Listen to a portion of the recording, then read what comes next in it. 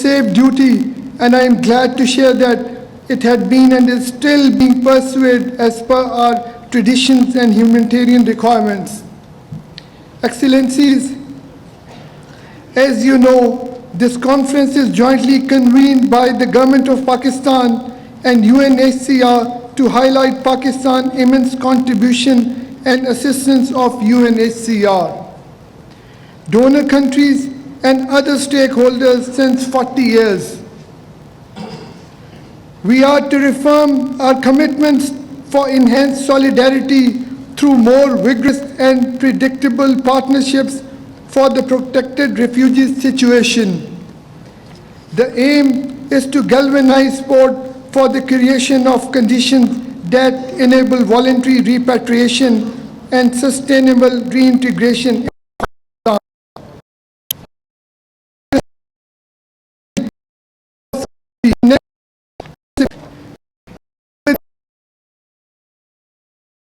Refugee Support Platform.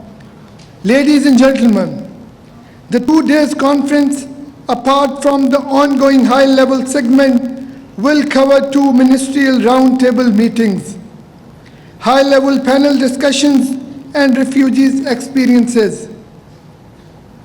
These interactions, statements, and speeches would greatly help to explore the multi-dimensional approaches and pursuing the durable solution of the protected refugee situation.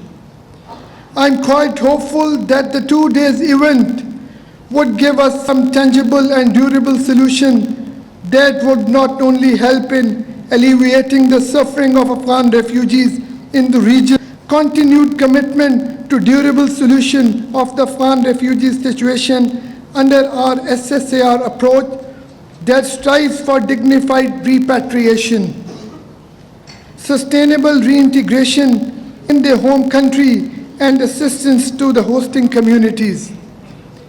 I thank you all for your presence and request for your active participation.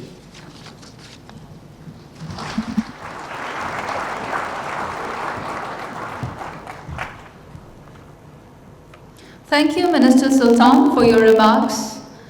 Now I will request the United Nations High Commissioner for Refugees, Mr. Filippo Grandi, to please share the efforts of his organization in helping the refugees and the host communities.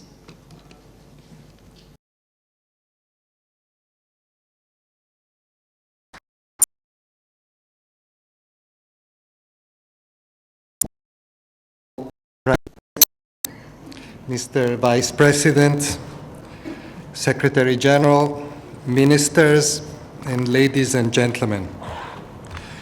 For the last 40 years, as we have heard, the people of Pakistan have stood with their Afghan neighbors. Through the early days of upheaval and displacement, when a third of the country's population fled across its borders in just a few years. Through moments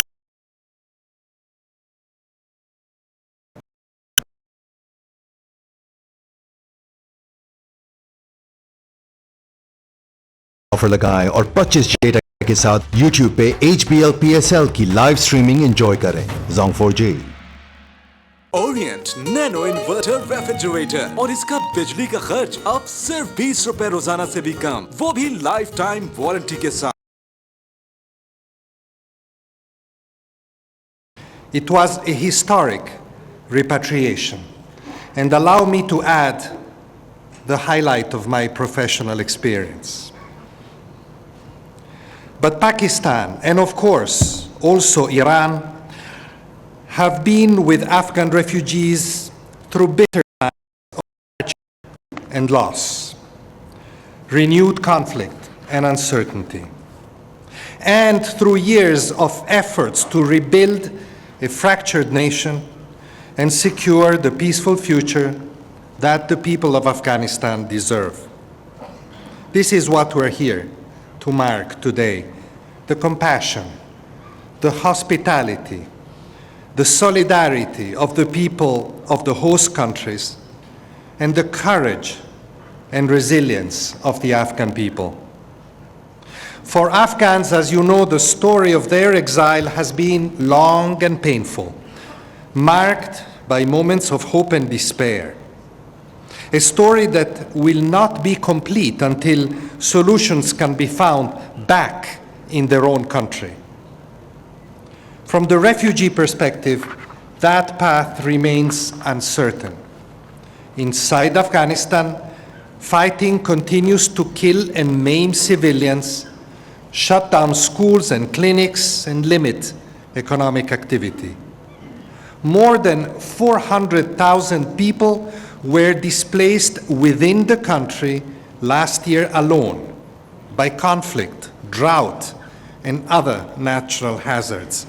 And just 8,000 refugees were able to return home through the voluntary repatriation program.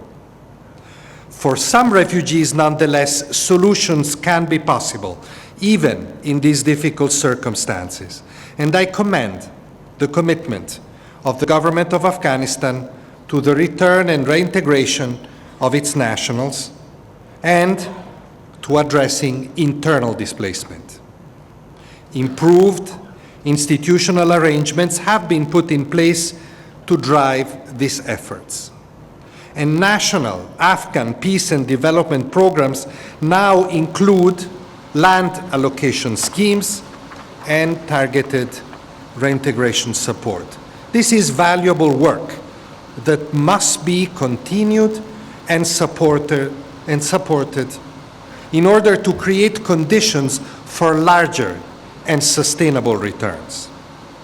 I also welcome the constructive dialogue between the governments of Afghanistan, Iran, and Pakistan in the framework of the Solutions Strategy for Afghan Refugees, launched together with UNHCR in 2012 when the Secretary General was the High Commissioner for Refugees. Working on solutions is all the more important as efforts to revitalize the peace process in Afghanistan continue and hopefully gain momentum. Afghan displacement can only be solved by peace, and peace will be strengthened by solving forced displacement.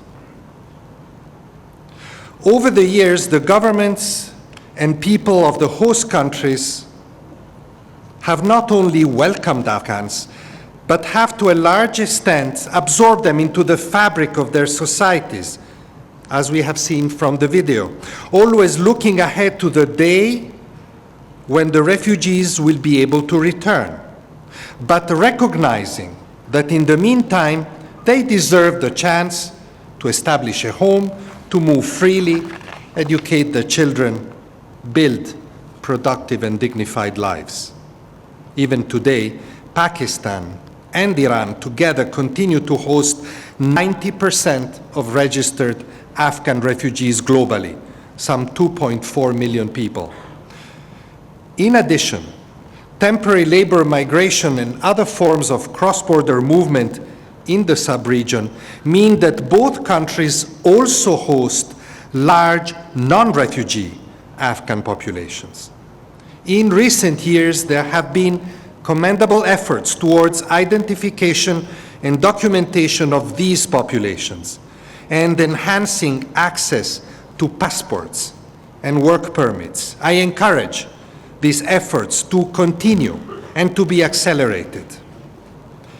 The Islamic Republic of Pakistan, which was for 22 years the world's largest refugee hosting country, has been a long-standing global leader in the field of refugee protection.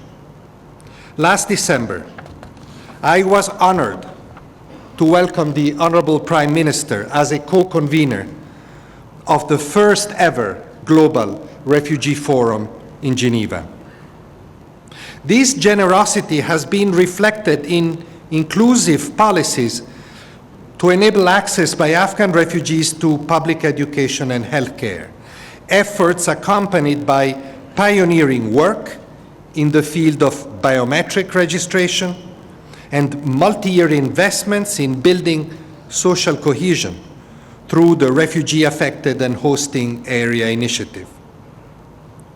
The government's recent decision to allow Afghan refugees to open bank accounts will help pave the way to greater economic inclusion. And we should not forget that the Islamic Republic of Iran has also been a global example. Progressive education policies have driven up literacy rates and transformed the prospect of generations of Afghan refugees. Refugees in Iran can access free primary health care and the National Health Insurance Scheme.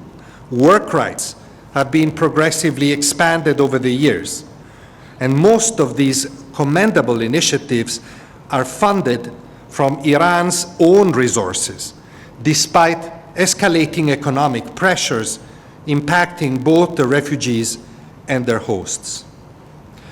Ladies and gentlemen, the history of Pakistan's solidarity with Afghan refugees, which we honor today, shows that generosity has not come without cost. Hosting millions of refugees presents enormous challenges. It has an impact on local economies, on infrastructure, on services, on security, on the environment. Hosting refugees is a responsibility exercised on behalf of the international community, a responsibility that we must recognize has not been equitably shared. And the substantial number of young and mobile Afghans do indeed embark increasingly on dangerous journeys beyond the sub-region, principally towards Europe and the Gulf countries. But the vast majority of refugees remain in the two neighboring countries, and there, international support, while welcome, remains woefully insufficient. The Global Compact on Refugees was shaped by the need for more equitable burden sharing, including in large, protracted refugee situations. Now is the time to make that commitment real, here. And to this end, at the Global Refugee Forum in December, we activated a dedicated support platform for the solution strategy for Afghan refugees. I appeal to donors in particular to join the platform and lend strong support, including through the mobilization of development partners and resources. The past 40 years have equipped us with a wealth of experience and important lessons. It is now up to us to use them wisely. Giving up is not an option.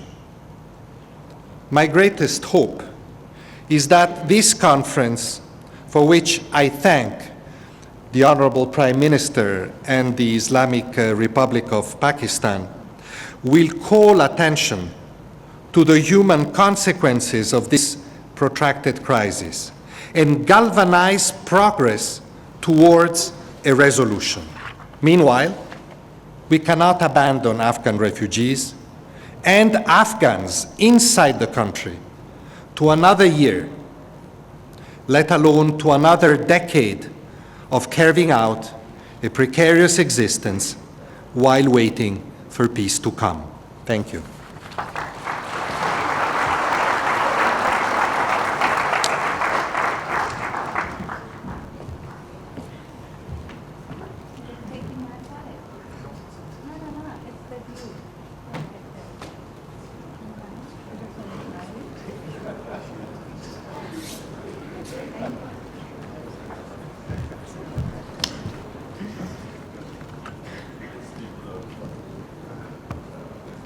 Thank you, High Commissioner Grandi, for your remarks. Now I request the Foreign Minister of Pakistan, Makhdoom Shah Mahmood Qureshi, to please come and share his thoughts with us.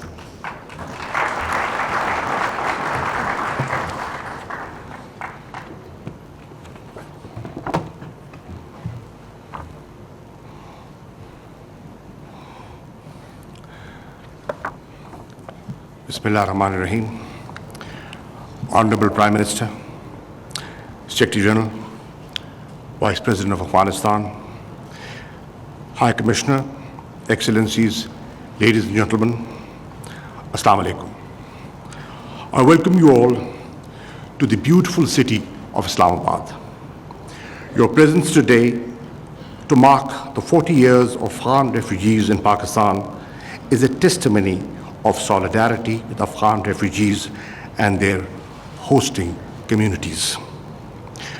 I commend the Secretary General and High Commissioner, Mr. Grandi, for their leadership in advocating and building conducive environments for the refugees worldwide.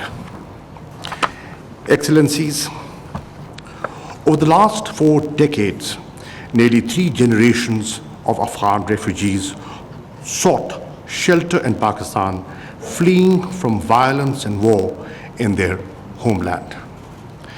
At its peak, Pakistan hosted 5 million refugees. Even today, we continue to host 3 million registered and unregistered Afghan refugees, which remains second largest protracted refugee crisis in the world. Pakistan's cooperation to deal with this crisis is guided by the basic principles of Islamic values to provide shelter and hospitality to the refugee on compassionate grounds. The Pak-Afghan relationship, which is also anchored in shared history, common faith, and cultural affinity, has provided an impetus to host millions of Afghan refugees in my country. Excellencies, the first global refugee forum, where Prime Minister Imran along with the UN Secretary General, gathered in Geneva in December 2019, resulted in a large number of commitments and pledges for refugees. A significant step was taken to launch support platform for solutions strategy for Afghan refugees. The support platform was jointly launched by Pakistan, Iran, Afghanistan, and the UNHCR. Among other things, the support platform aims to promote and support refugee return, provides assistance to host countries and communities, and enhance capacity for sustainable reintegration in Afghanistan. Excellencies, every Afghan refugee is hoping that this conference would seize the opportunity provided by a rare confluence of forces where expectations for peace in Afghanistan have not only arisen, but are also rising every day. They are looking at this conference with great hopes and expectations. They are aiming for increased enrollment places in schools, colleges, and universities. They're also expecting that together you will give an unprecedented support to the peace process. Afghan refugees are now expecting that with hope for peace, you will help them rebuild their country. They want to know if you will equip them with the required skills and resources. Their aspirations are genuine and must be met with equal opportunities. Today, I'm asking you to join hands with Pakistan to provide for their basic needs and enable them to live a dignified life. Excellencies, no state can handle the magnitude of this crisis alone. International cooperation is required more than ever before. It is imperative that you revalidate the principles of sharing responsibility and burden. For Pakistan, the caring of refugees is shaped by the human values of our people, the values of generosity, compassion, and hospitality. Despite constraints, Pakistan has provided protection, offered opportunities for education, health, livelihoods, and social mobility to millions of Afghan refugees. As much as Pakistan can, we have provided vocational training and skilled-based programs as part of efforts to help build human capital for a prosperous Afghan nation. We're also taking measures such as allowing opening of bank accounts to facilitate their participation in our formal economy so that they live a life of self-reliance. We have registered nearly 1 million undocumented and virtually stateless Afghans in Pakistan.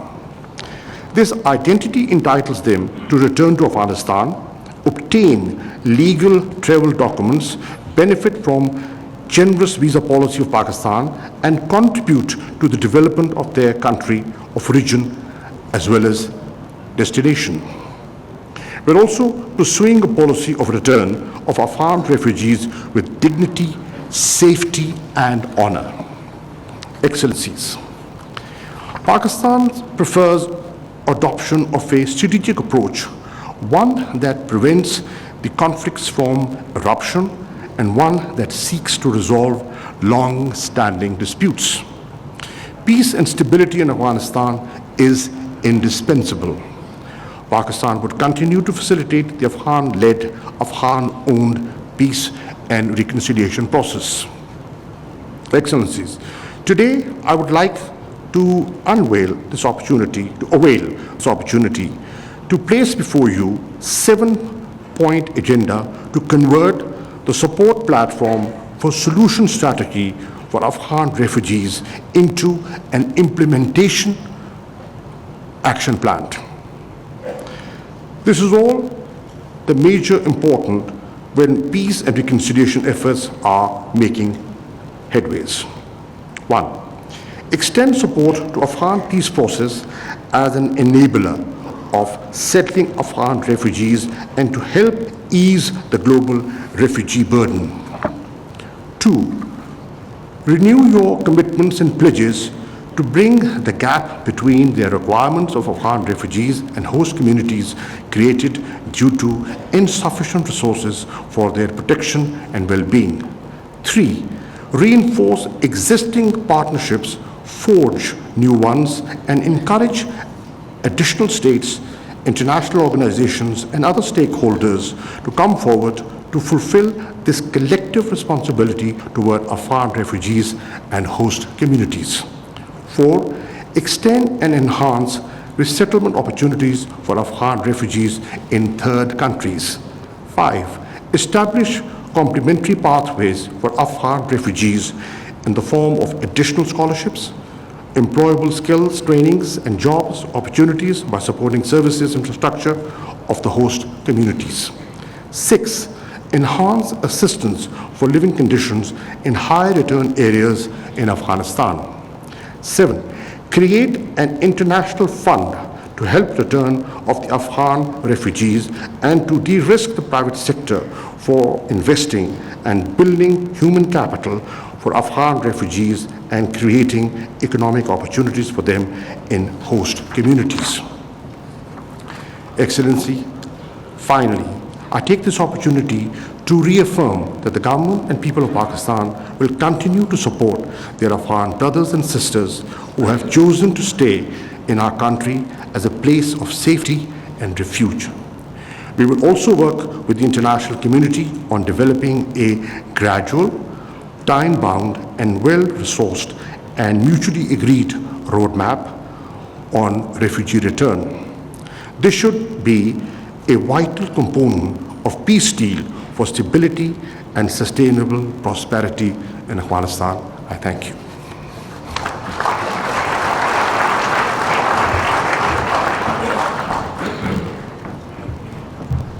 Thank you, Foreign Minister Qureshi, for your remarks.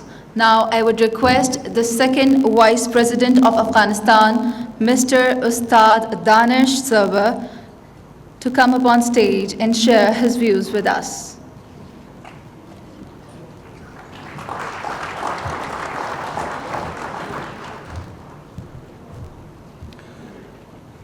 بسم الله الرحمن الرحیم. برادر گرامی جناب مآب عمران خان، صدر اعظم جمهوری اسلامی پاکستان، جناب مآب جناب آقای گوترش، سرمنشی سازمان ملل متحد، جناب آقای گرندی کمیشنر عالی ملل متحد در امور پناهندگان، دکتر سیب خیلزاد نماینده خاص ایالات متحده آمریکا، وزرا، سفرا و نمایندگان محترم دولت‌ها و سازمان‌های بین‌المللی، مهمانان عالی قدر، خانم‌ها و آقایان، السلام علیکم و رحمت الله و برکاته. در ابتدا از دولت جمهوری اسلامی پاکستان و مخصوصاً جناب معاب عمران خان صدر اعظم صمیمانه تشکر میکنم که به مناسبت 40 سالگی میزبانی پاکستان از مهاجرین افغان این کنفرانس مهم را دایر کردند و همچنین از نمایندگان همه کشورها و سازمانهای بین‌المللی از مقامات سازمان ملل متحد مخصوصاً جناب آقای گوترش تشکر میکنم که هم در برگزاری این کنفرانس همکاری کردند و اشتراک کردند و همواره در طول این 40 سال از حامیان مهاجرین افغان بودند. حضار گرامی، متن کامل سخنرانی به انگلیسی و خدمت شما توضیح شده، ما خلاصه او را در چند نقطه خدمت شما ارائه میکنم. در این رابطه 3 موضوع مرتبط به هم درباره دیدگاه‌های دولت افغانستان را خدمت شما مطرح میکنم. اول موضوع مهاجرین. ما در تاریخ و فرهنگ دینی خود 2 تجربه بسیار ارزشمند از مهاجرت در صدر اسلام را داریم. یکی مهاجرت و پناه آوردن جمعی از مسلمانان به حبشه و دیگری به مدینه. این مهاجرت ها روابط دوستی و برادری بین ملت ها و اقوام مخصوصاً بین مسلمانان و مردم حبشه را مستحکم ساخت و در مدینه باعث برقراری صلح بین باشندگان آن گردید و مهمتر از همه این که در مدینه به دولت سازی و ملت سازی و ایجاد ثبات سیاسی و اجتماعی منجر شد. مهاجرت مردم افغانستان در دوره جهاد ضد شوروی سابق نمونه از همین مهاجرت ها بود.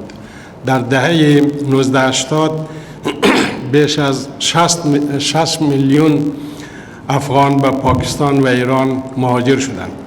ما از پاکستان و ایران از بابت این که در آن سالهای جنگ و جهاد به مردم ما پناه دادند و پناهگاه برای همیشه سپاسگزار هستیم.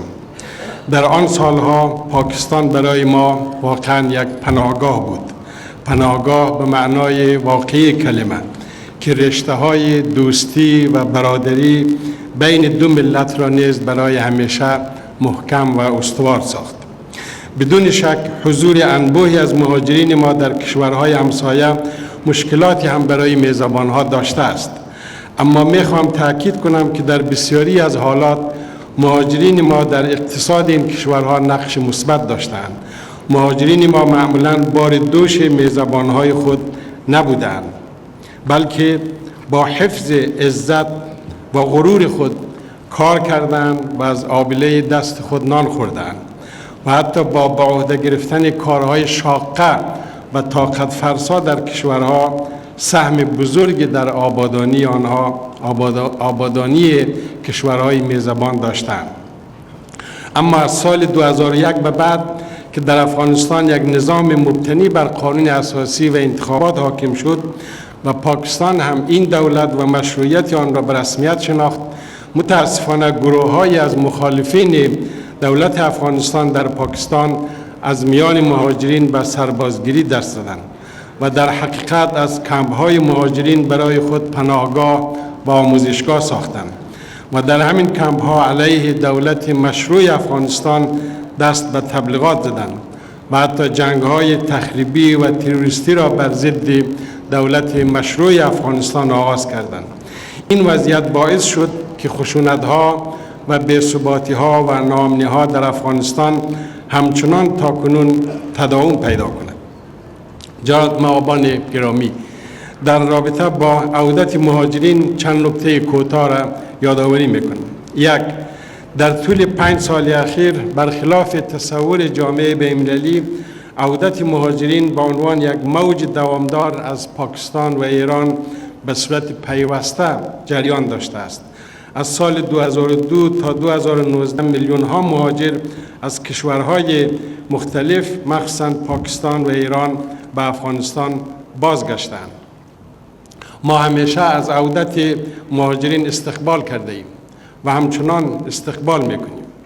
دو، اما واضح است که موضوع مهاجرین افغان در پاکستان یا ایران و یا هر جای دیگر نباید به یک مسئله سیاسی و به یک عامل فشار بر حکومت افغانستان تبدیل شود و مهاجرین ما نباید به خاطر مسائل سیاسی مورد بی‌مهری و فشارهای بیجا قرار گیرند و حقوق بشری آنان تلف شود.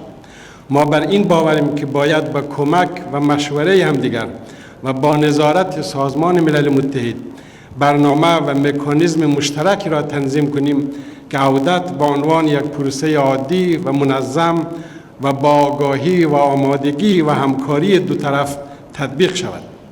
3.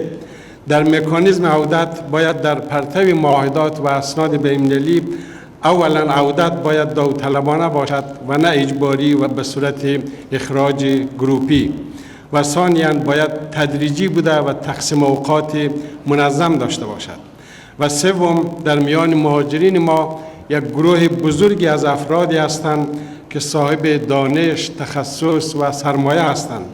باید با آنان اجازه داده شود که به صورت قانونی دانش و سرمایه و کسب و کار خود را به افغانستان انتقال دهند.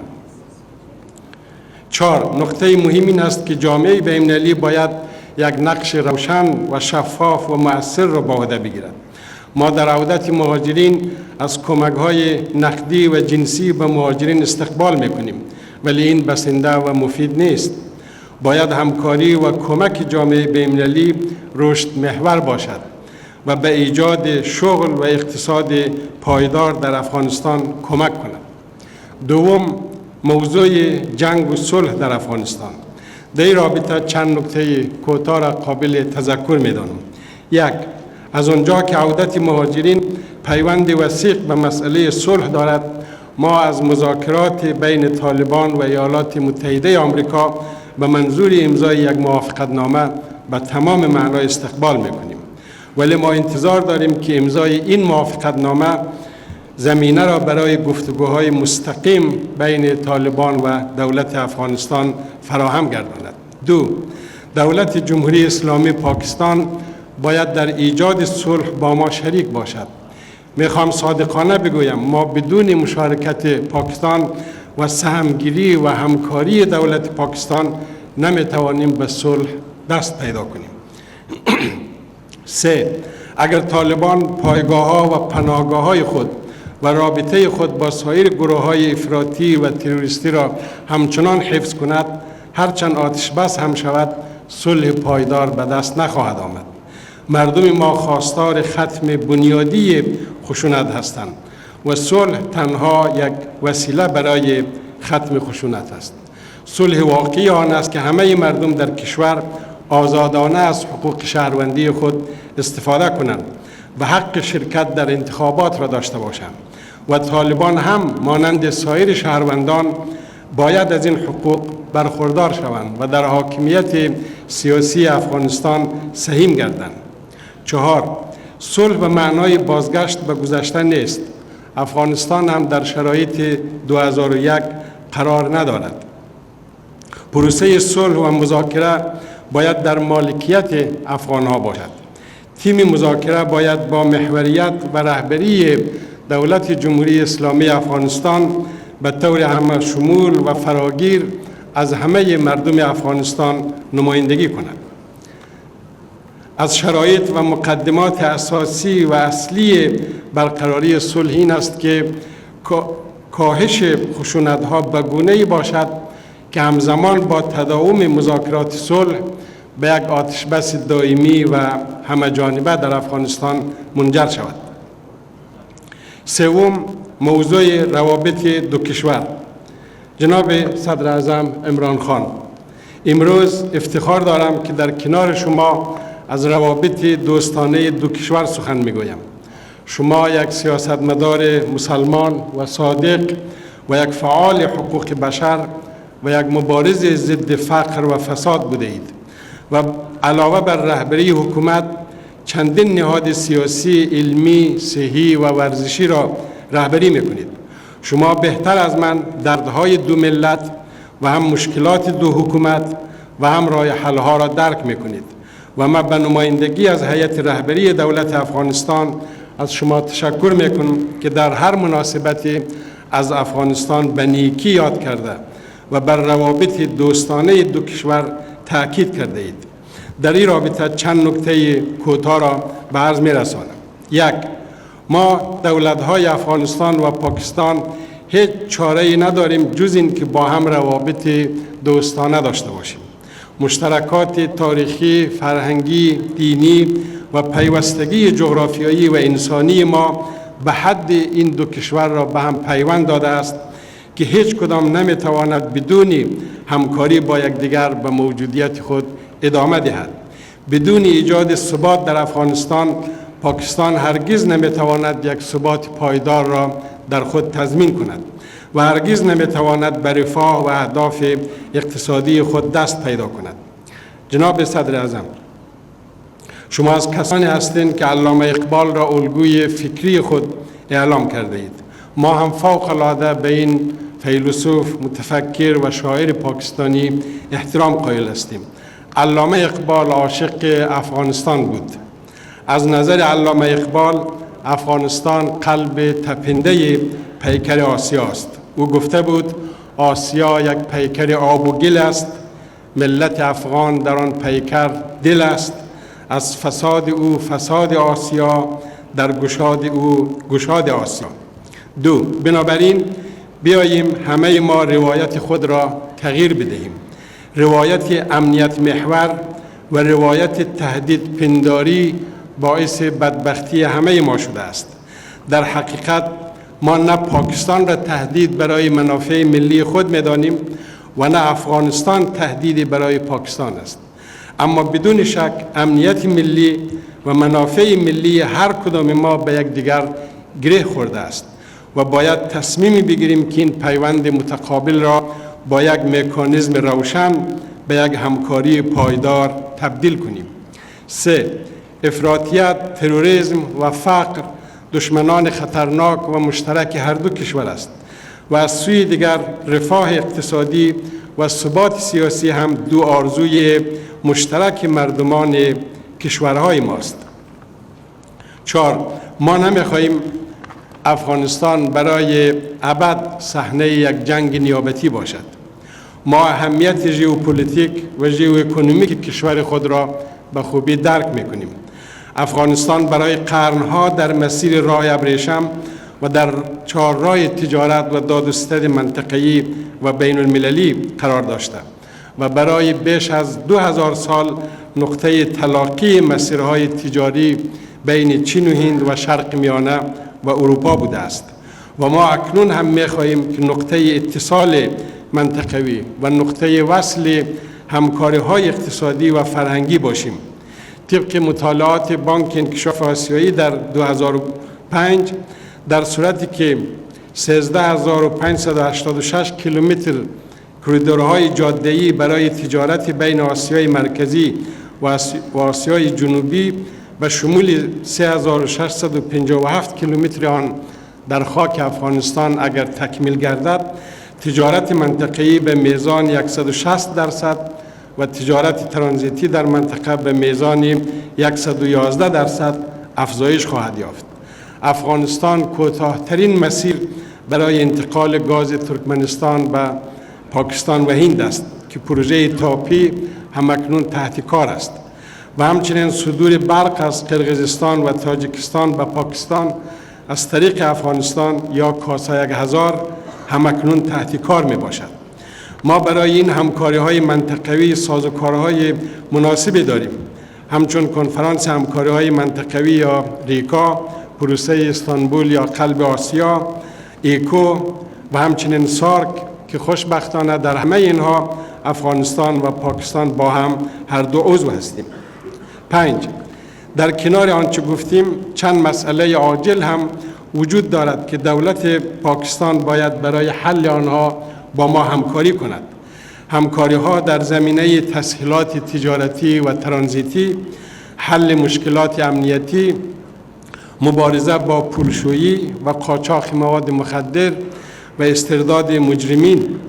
در مورد استرداد مجرمین و همچنین تبادله محبوسین ما نیاز به یک توافقنامه استرداد مجرمین و همکاری‌های قضایی داریم که باید از طریق نهادهای مربوطه طرفین تهیه شده و هرچه زودتر به امضا برسد تا مشکلات موجود عدلی و قضایی بین ما حل شود.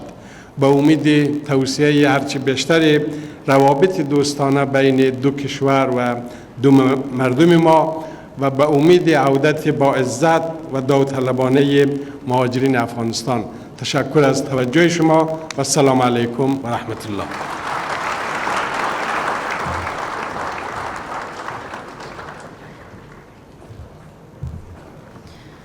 Thank you, Afghan Second Vice President Ustad Server, for your remarks. The English version of his speech is placed by your sides for the reference.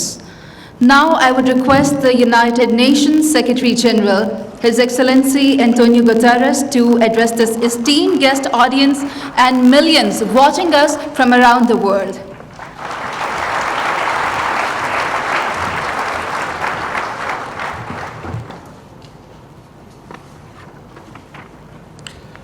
Honorable Prime Minister of Pakistan, Vice President of Afghanistan, Excellencies, ladies and gentlemen, all protocol observed. Assalamu alaikum. We come together to recognize a remarkable story of solidarity and compassion.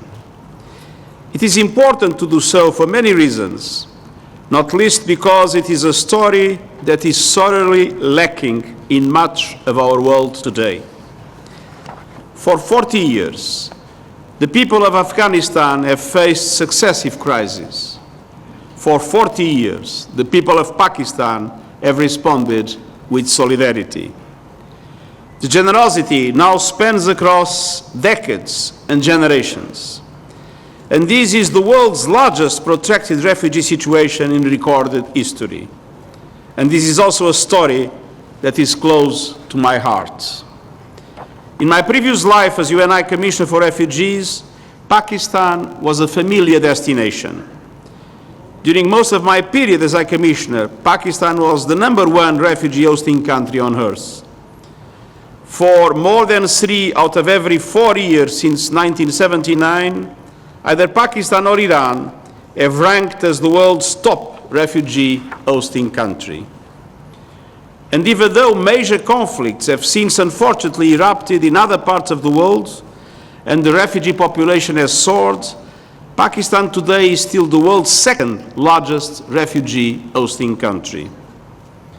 On every visit here, I've been struck by the extraordinary resilience, exceptional generosity, and overwhelming compassion. I saw solidarity not just in words, but in deeds. The generous spirit is fully in line with what I regard as the most beautiful prescription for refugee protection in world history. It is found in the Surah Al-Tawbah of the Holy Quran. And I quote, "And if anyone seeks your protection, then grant him protection, so then he can hear the words of God. Then escort him where he can be secure." End of quote. This protection should be accorded to believers and non-believers alike, in a remarkable example of tolerance many centuries before the 1951 Refugee Convention that defines, in a modern concept, refugees and the protection they deserve. And I saw that compassion play out in real time here in Pakistan. And it was grounded in vision. We have seen many innovative policies take root here: biometric registration, access to the national education system, healthcare, and inclusion in the economy. And despite Pakistan's own challenges, these initiatives have made a big difference. Indeed, many have been recognized as a global model of good practice. Some of those progressive policies have inspired elements of the Global Compact on Refugees. And we have been proud to work with you to support Pakistani host communities and Afghan refugees. We have done so through integrated humanitarian and development actions across the country, alleviating the burden on Pakistan's national public service system and helping Afghans sustainably reintegrate back home. But we must recognize that international support for Pakistan has been minimal compared to your own national efforts. As we look to the challenges ahead, the global community must step up. On the one hand, we mark 40 unbroken years of solidarity, but we also despair at 40 broken years of hostility. The Afghan conflict drags on, and we see the deep impact of the protracted nature of conflict, poverty, and forced displacement. We know the solutions lies in Afghanistan. And I hope the signals of a possible pathway for peace will lead to a better future for the people of Afghanistan. I see with us Ambassador Khalizad, and I want to strongly encourage to pursue the way of peace. And you can count, and the Afghan people can count with the United Nations to support the efforts for peace. We don't seek any protagonism. We are here only to serve. Finally, peace and prosperity in full respect of their human rights. I want to reaffirm that the preferred durable solution for refugees has always been voluntary repatriation in safety and dignity to their country of origin. And this is also true for Afghan refugees. Our efforts on return and reintegration, led in large measure by UNHCR, are aligned with the Afghanistan National Peace and Development Framework.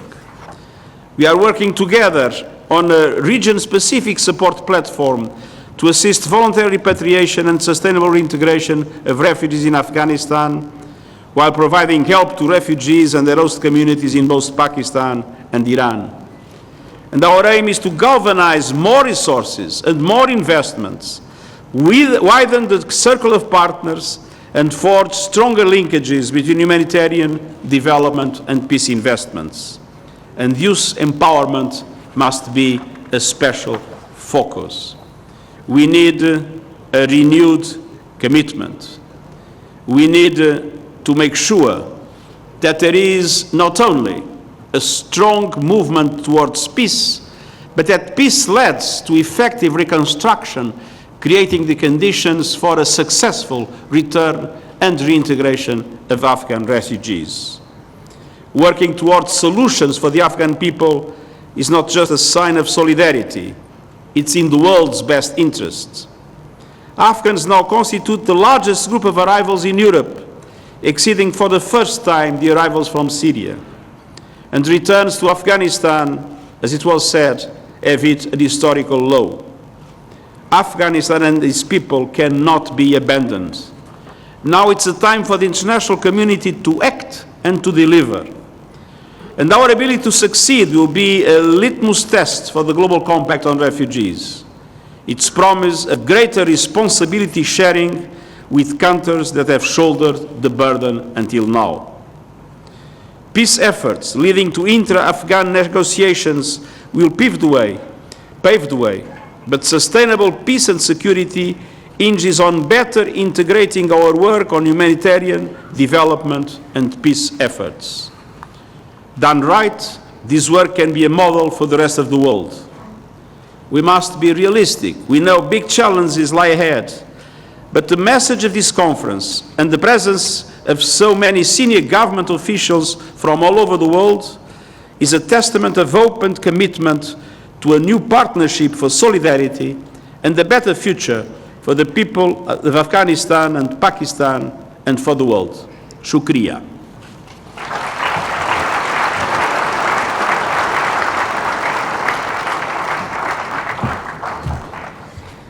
Thank you, Secretary General Guterres. Now, the man, who has been a world leader in advocacy for peace and reconciliation and inclusive and sustainable development. Ladies and gentlemen, please welcome the Prime Minister of Pakistan, Mr. Imran Khan.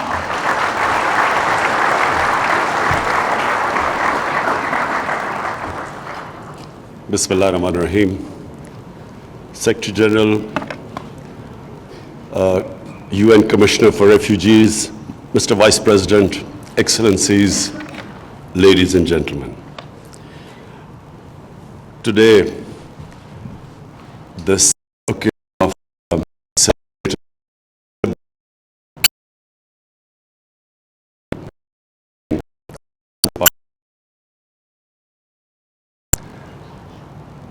there are not many instances in the modern world where those who have been refugees have conducted themselves with such dignity and honor, and the hosts, despite challenging economic situation, probably the last 20 years have been the most difficult for the people of Pakistan in terms of our economic situation. So the hosts, despite unemployment, competition for jobs, the way they have kept their relations, the wonderful relationship with the Afghan refugees. Let me just point out a side effect, a pleasant side effect of the Afghan refugees. The children in the refugee camps started watching the Pakistan cricket team and learning how to play cricket. And Afghanistan today has an international cricket team. But the embarrassing thing is that their under-19 cricket team beat Pakistan under-19 cricket team. I hope they don't beat us, our full cricket team. But this is a remarkable relationship that has endured. And I again repeat, considering the situation in Pakistan, what we faced, what our economy has faced. And it reminds me of one thing which I learned during when I was raising funds in my country for various charities, that generosity has nothing to do with one's bank balance. A country in the situation that we were, and I really say with pride that the way we have hosted our refugees. Bear in mind that Pakistan, when it came into being in 1947, had the biggest refugee problem. And my mother's family, of course, also were refugees coming from India in 1947. I want to refer to what the Afghanistan Vice President said when he talked about our Holy Prophet, peace be upon him, and the Muslim migrants to Medina. You see, the reason why I feel that this relationship endured in Pakistan for 40 years was because of our Prophet Muhammad sallallahu alaihi wasallam, who when they migrated from Makkah to Medina, when they faced religious persecution, that relationship between the people, hosts of Medina, and the refugees from Mecca was exemplary. And it has stayed in the Muslim psyche for all these centuries. And the second aspect I want to highlight about the great characteristic about our Prophet Muhammad sallallahu alaihi wasallam was that he was the ultimate leader. He believed in uniting human beings. His title given to him in our book, Holy Quran, was a mercy for mankind, not for Muslims, for mankind. And he showed an example of forgiving all the people who persecuted him and then uniting human beings. And this is the hallmark of a good leader. We love Nelson Mandela because he forgave the people who persecuted him, united human beings, saved South Africa. And unfortunately, when we look at much richer countries, this is not the case. Political leaders use refugee problems for dividing humanity. To get votes, they transfer hatred towards the refugees who already are suffering. Who wants to be a refugee? It is probably the most difficult decision for a human being to leave his home. And so as it is, the refugees are suffering because they are refugees. And on top of it, they face the xenophobia in so many influential, affluent, rich countries. On top of it, we have this new phenomena after 9/11, Islamophobia. Islamophobia compounds the miseries of Muslim refugees. And Islamophobia, we all know, it came after 9/11 because terrorism and Islam were equated, Islamic terrorism. People could not tell the difference. The extremes in a human society, all human societies have moderates, liberals, and extremists. And if you concentrate on the extremes of a human society, you can demonize any human society. When as a teenager, when I went to England for the first time, there were these people called the skinheads. They would go around beating people because of the color of their skin. Imagine if I had defined the British society by what I saw of the skinheads. I would have ended up demonizing one of the most liberal societies in the world. This is what is happening with Islam. And that's why Muslim refugees suffer more than other refugees. Mr. Secretary General, I'm especially worried about what is happening across the border in India. An extremist ideology has taken over a country of over 1 billion people with nuclear arms. The ideology which talks about racial superiority and then shifts the blame for why this race hasn't attained its so-called great potential, they shift it towards another minority and spread hate against him. This is the easiest way of getting votes. Nationalist parties all over the world now are gaining by actually blaming another human community for all their problems.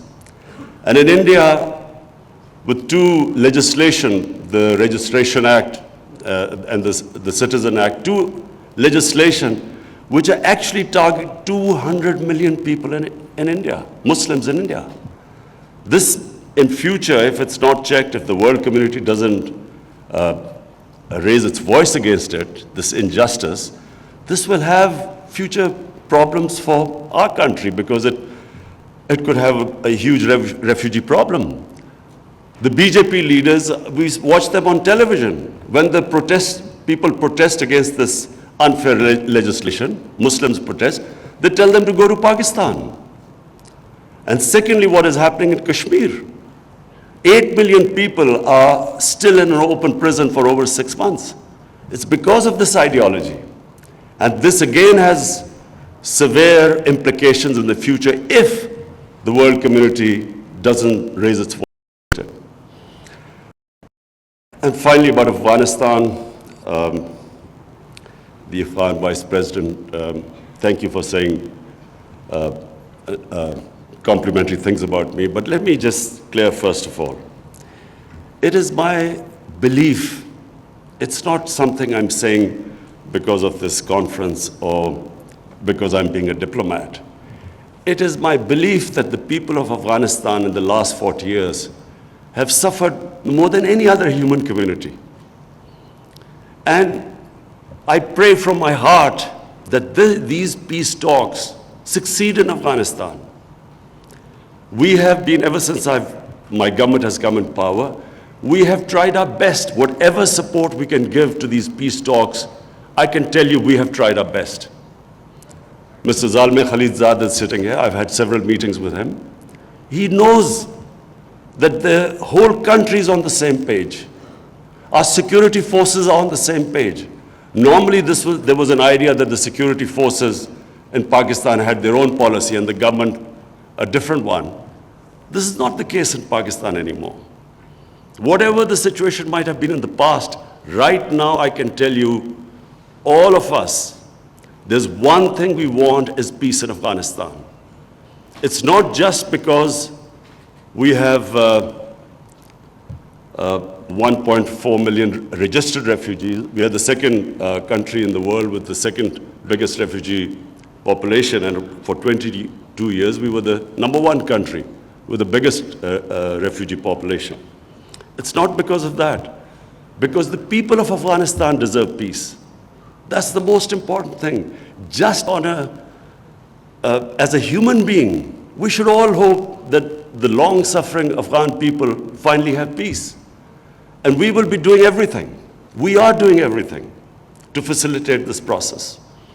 And not only doing everything, we are praying that this peace process now moves forward in the right direction. Mr. Vice President, you mentioned about safe havens in Pakistan. I can tell you that there are no safe havens here. After 9/11, it is possible that there were places where the militants who were fighting in Afghanistan, it's possible they stayed. But then we have refugee camps for over 500,000 people, over 100,000 people. How is any government supposed to check a few thousand militants if they operate from within them? So in a way, it is important for peace so that the refugees, the conditions in Afghanistan are such that the refugees can go back. So then we can take responsibility if someone operates from this side. But with still 2.7 million Afghans here, it is not possible for us to completely guarantee, although we are building a fence now, and almost the fence has been completed. But it is still not possible. But rest assured, it is not in our interest that there's conflict in Afghanistan. Not in our interest. #1, I repeat, because we want peace in Afghanistan on a humanitarian level. And we've always had, and even before Pakistan came into being, this part of India always had close ties with Afghanistan. In fact, for 80 years or 70 years, this was part of Afghanistan where you're sitting right now. So, #1, on humanitarian basis. #2, because our areas on the borders, on the Durand line, either side of the border, this war on terror has devastated the people. There's massive poverty there. And the one way we can actually bring jobs and prosperity is by having trading relationship and peaceful relationship. So, to rehabilitate the merged districts that have become part of Pakistan, and at one point, half the population of the merged district was internally displaced, internal refugees. So to Pakistan, Afghanistan, and Central Asia, as Mr. Vice President mentioned again, conflict. We need peace. So let me assure you that it is not in the interest of Pakistan for there to be any strife in Afghanistan. Whatever, I don't know, whatever the policies might have been before, but I can tell you, since 1.5 years my government has come into power, we have done everything, and I really mean everything, to facilitate the Afghan peace process. Finally, Secretary General, I want to especially welcome you here. I want to welcome you because it's a very important time. I think the UN must play its part. I don't say it as political point scoring. I really am worried of what is happening in India. And it's not just me who's worried. If you look at the demonstrations in India, what is going on, the civil society, the intellectuals, the opposition party members, everyone is worried what's happening there. I know India. I used to play cricket, and cricket, as you know, the India-Pakistan cricket match, was bigger than most of you probably watch Soccer World Cup. This was the biggest event that ever used to take place. And I can tell you this is not the India I know. This is not the India of Nehru and Gandhi. This is something unique that's happening. And as a student of history, whenever an ideology that is based on hate and which brings in this ultra-nationalism of any race, it always ends up in bloodshed. This ideology was inspired by the Nazi Germans, by the Nazis. You just have to read what their founding fathers said about the Nazis, how they admired them, their racial purity, and how the ethnic cleansing of Jews was accepted by them. And if this ideology is not checked, like in the 30s, the Nazi ideology was not checked, it will end in massive bloodshed. This is not a small joke, a country of over 1 billion people, Pakistan, a country of over 200 million people. And in future, if the United Nations does not play its part, this could become one of the flashpoints in the world. And that's why, I mean, not to alarm you, but prevention is better than cure. Before things go out of hand, and the statement of Indian Prime Minister that they can destroy Pakistan in 11 days, does a responsible Prime Minister of a country of over 1 billion people, does he make a statement like that? And then the army chief saying that they can take over Pakistan side of Kashmir whenever the parliament signals. So it is heading in the wrong direction. I was in the United Nations in September, and this was the first time I flagged it. Things have only gone worse since then, and unless the world community takes notice, things will get far worse. Thank you.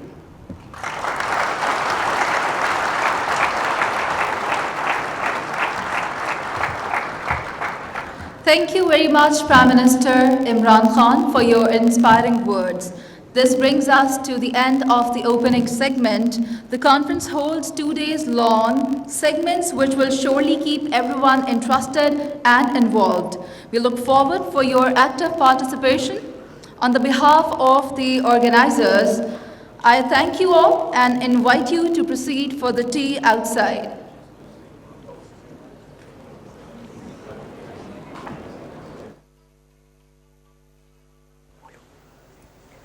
Pakistan में 40